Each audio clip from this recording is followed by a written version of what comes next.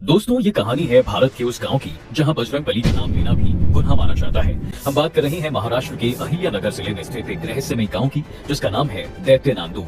लेकिन एक सेकंड, अरे लीजा, सुन रही हो? मैं तुम्हें ना एक गहरी स्थानीय लोक आस्था के बारे में बता रहा हूँ और तुम यार मीम देख रही हो। यह कहानी ना दैत्य नांदूर गांव की है। हाँ हाँ जिया जी, बिल्कुल सुन रही हूँ। जहाँ पे हनुमान जी का नाम लेना वर्जित है, वही जगह की बात कर रहे हैं ना आप, जहाँ निम्बाय दानव की पूजा होती है। और वहाँ पे हनुमान जी का नाम क्यों नहीं लेते? हनुमान जी ने वहाँ के वाईफाई का बिल नहीं भरा था क्या?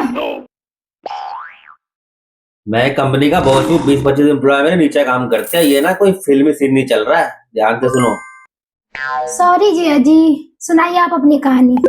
बात त्रेता युग की है। स्थानीय मान्यता कहती है कि निम्बा दैत्य बहुत शक्तिशाली होता था और भगवान राम का भी भक्त था। इसी बात पर ना उसकी और हनुमान जी की भीषण लड़ाई हुई।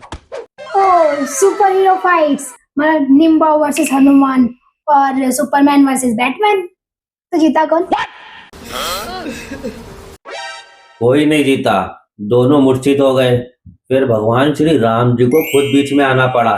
तब निम्बा दैत्य ने राम जी से वरदान मांगा। उसने राम जी से कहा, हनुमान जी को ये आपका सबसे बड़ा भक्त माना जाता है, पर मैं भी आपका सबसे बड़ा भक्त हूँ। हनुमान जी जैसा स्थान मुझे भी चाहिए कि लोग मेरी भी पूजा करें। तो राम जी ने कहा, निम्बा दैत्य की भक्ति देखकर उसे वरदान दिया कि यह भूमि तुम्हारी होगी और गांव की सीमा में हनुमान जी का कोई भी वास नहीं होगा।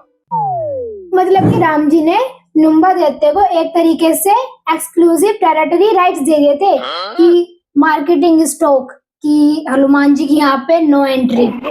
ये आस्था है लीजा, ये उनकी सांस्कृतिक पहचान और पीढ़ीगत विश्वास है। इसी वरदान के सम्मान में ना गांव वाले आज भी हनुमान जी का नाम तक नहीं लेते। तो जया जी, अगर इस गांव में कोई जय हनुमान बोलेगा जोर से, तो क्या निम्बा दैत्य अपना नो एंट्री का बोर्ड लेकर आएगा बहुत बड़ा सा? गांव वालों का मानना है कि ऐसा करने पर ना निम्बा दैत्य नाराज हो जाते हैं और मतलब अनहोनी भी हो सकती है। यह उनके लिए 100% सच है।